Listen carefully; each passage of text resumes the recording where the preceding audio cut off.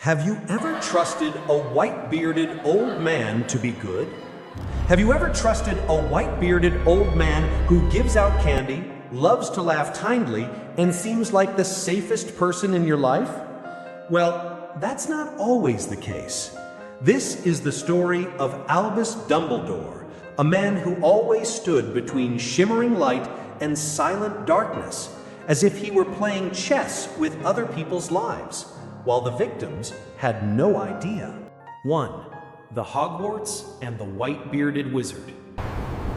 That night, an owl perched on the roof of Privet Drive. A giant with a shaggy beard, heavy coat reeking of smoke and tears, placed a weight wrapped in a blanket in front of the Dursley house. That weight was named Harry Potter. But don't let Dumbledore's smiling white-bearded old man appearance fool you, because the moment that boy was placed at the doorstep, the game had already begun. In another universe, Dumbledore could be the magical version of Nick Fury. Find a child with potential, throw them into a world full of danger, and sit back to observe how they survive. At Hogwarts, how many accidents do you think were just coincidences? A troll attacking in the first year? A room full of traps hiding the Philosopher's Stone that an 11-year-old child could suspiciously easily overcome? A giant snake rampaging through the school, nearly killing a Muggle-born student? A notorious murderer escaping from Azkaban, roaming around the school? Harry coincidentally learning the Patronus charm? Dumbledore knew everything, saw everything, but he only smiled with distant eyes, nodded to McGonagall, then calmly poured another cup of tea. Everything will be fine, Dumbledore probably thought to himself, as long as that child survived until the final battle. Harry Potter was just a scrawny ped with a scar on his forehead, dreaming every night of a terrifying laugh. The boy craved a family, a hug, a word of comfort. But at Hogwarts, the boy found no peace, because with Dumbledore, peace doesn't create a hero. Suffering, loss, facing death, these create a weapon sharp enough to kill Voldemort. At Hogwarts, everything was beautiful, but shattered if you looked closely. Cold stone walls echoing with the cries of students who lost parents in the war.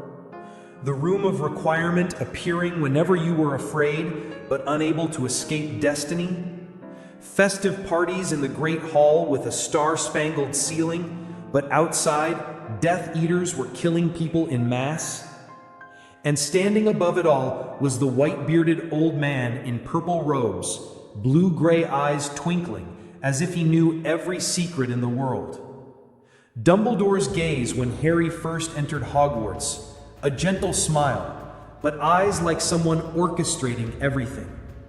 Dumbledore placed his hand on Harry's shoulder, saying, "You're very much like your father, but you have your mother's eyes." A flash of sadness crossed his eyes, then disappeared, because that wasn't just comfort. It was a way to reassure a pawn before placing it on the board of life and death.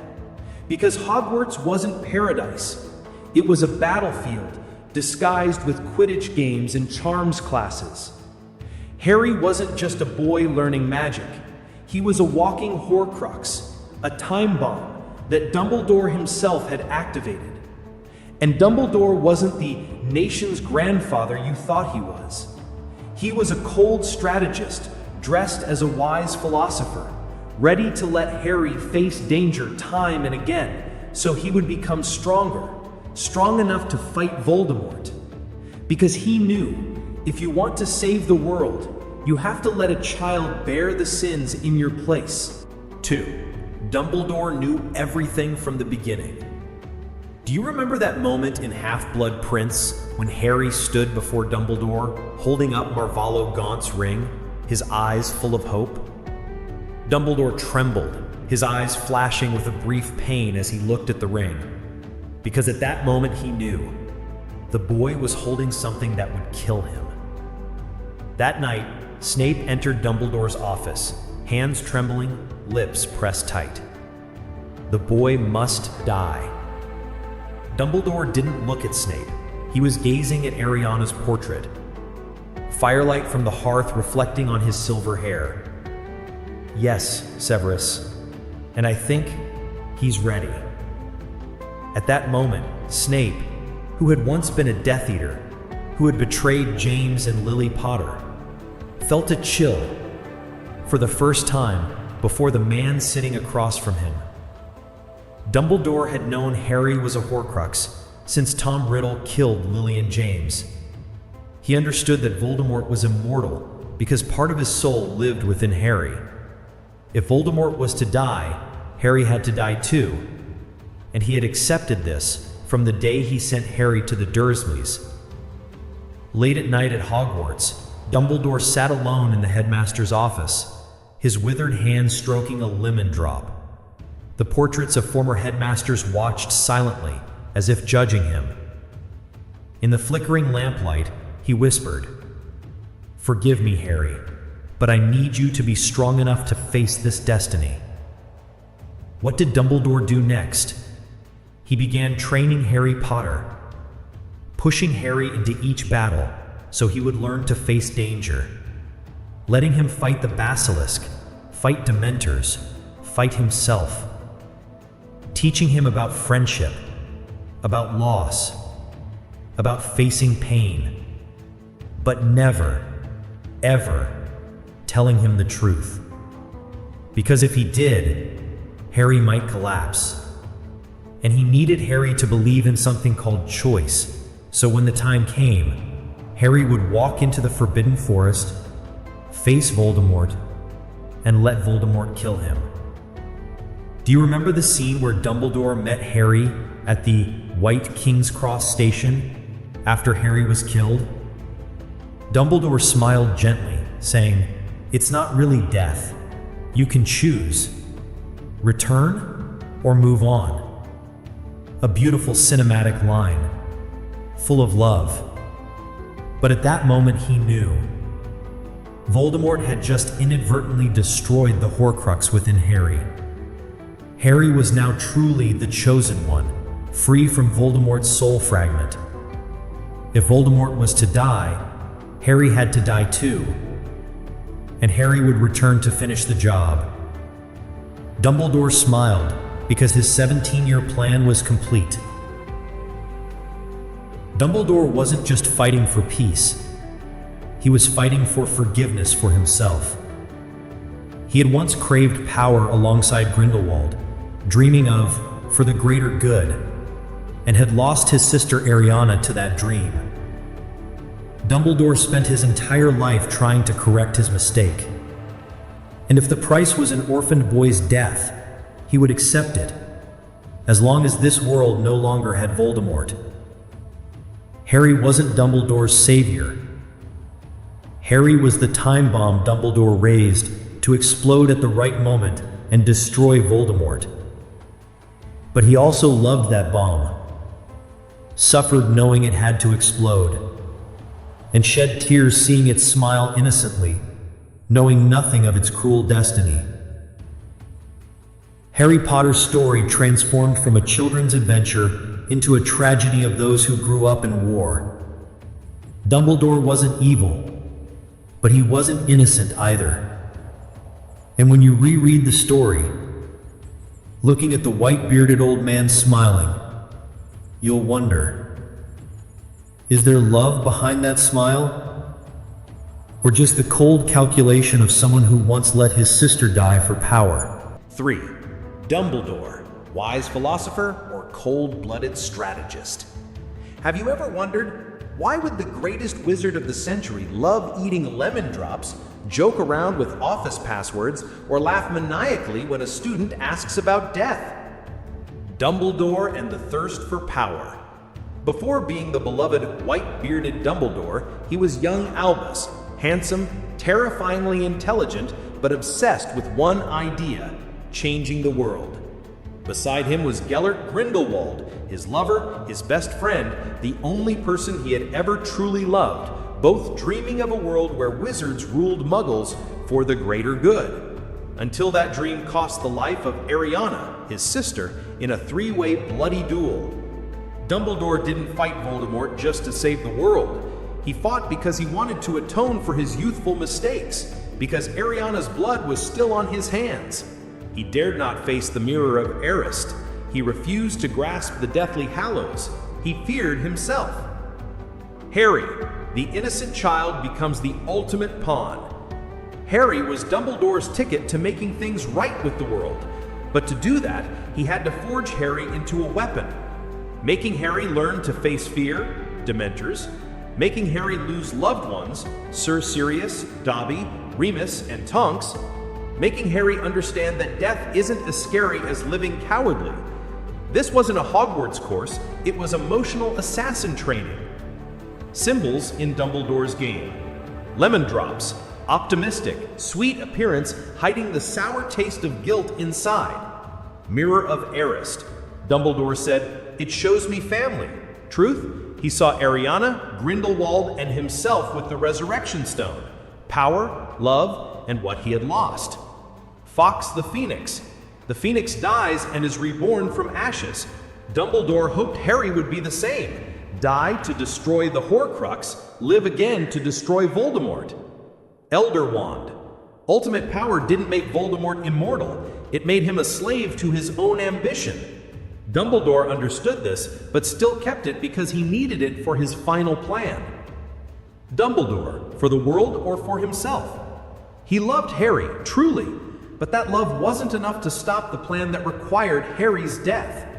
He understood Harry needed love, so he let him have friends, love, hope. So when the moment came, Harry would have enough courage to die for everyone. Dumbledore once said, "Sometimes we must choose between what is right and what is easy." But he didn't choose right or easy. He chose what was necessary, even if it was cold to the point of cruelty. Dumbledore's hidden life philosophy. Death is not the end, it's liberation. Love is the most powerful magic, even when that love means letting the one you love walk into death. No one is innocent in war. Heroes aren't innocent, and wise men aren't innocent either.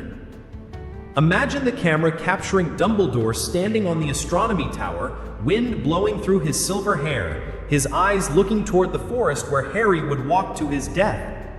Fox soared overhead, its song echoing, blending with the cold wind. He whispered, "Forgive me, Harry." So, who is Dumbledore really? A wise philosopher with a compassionate heart? A cold-blooded strategist willing to sacrifice an orphaned child to save the world? A lonely old man spending his life atoning for youthful mistakes? The answer is all three. Have you ever thought about what you would do if you had the power to change the world? You'll never know if you could become Dumbledore or Voldemort until you face the choice. Sacrifice one person to save everyone? 4. Pitiable, but not innocent. You know, we often love kind teachers, wise fathers, compassionate guides. Dumbledore gave Harry all of those things. He gave Harry hope, faith, a real family at Hogwarts. But he also took away his childhood, placed him on a battlefield when he still didn't understand what death meant. Have you ever imagined Harry clutching his invisibility cloak, walking through the cold night when the only sound was dry leaves breaking underfoot? Harry didn't cry, just gripped the resurrection stone tighter, calling to his parents, Sirius, Remus, asking them to come with him because he was scared. And in the darkness, Voldemort raised his wand, the roar of Avada Kedavra tearing through the night. Harry fell. A necessary death, but still a crime. Dumbledore didn't kill Harry, Voldemort killed him. But Dumbledore knew this would happen, and he let it happen. Because he needed this world to be saved, and Harry needed to die so Voldemort could die. Dumbledore wasn't evil, but he wasn't innocent. He loved Harry like a father, but he also sacrificed him like a strategist. And that is Dumbledore's most beautiful tragedy. a painful truth. In war, people are forced to sacrifice children for peace, and sometimes they call it for the greater good. When we grow up, leaving behind the colorful world of magic, we realize the world isn't just black and white. Good people can do bad things. To save the world, sometimes you have to become the person you once hated most. But Dumbledore is still Dumbledore. A white-bearded old man who loves lemon drops, eyes twinkling behind half-moon spectacles, with a warm smile for the boy who lived, and he will always smile, because he knows sacrifice is the only thing that can save everything. Viewers will leave this video with a question. If you were Dumbledore, could you let Harry die? And if not, would you be willing to watch the world collapse because of that decision? In the end, Dumbledore is a wise philosopher. Dumbledore is a cold-blooded strategist. But above all, Dumbledore is human. A human who knew that sometimes, to save the entire world, you have to sacrifice the last bit of goodness remaining in your heart. If you've ever looked up at Dumbledore in the books or movies and thought he was just an eccentric, kind old man fooling around with his wand, remember this. Behind that smile is a weary soul who chose to bear evil in our place so we wouldn't have to. And perhaps we should thank him, even though he's not innocent. That's all for today's deep dive into the complex character of Albus Dumbledore. What do you think? Was he a wise protector or a master manipulator? Let me know in the comments below. If you enjoyed this analysis and want to explore more hidden depths of your favorite fictional characters, make sure to subscribe to Fictional Depths and hit that notification bell so you never miss our latest videos. Give this video a like if it changed how you see Dumbledore, and don't forget to comment with your thoughts. I read every single one and love discussing these complex characters with you all. Until next time, keep questioning what lies beneath the surface of the stories we love. Thanks for watching Fictional Depths.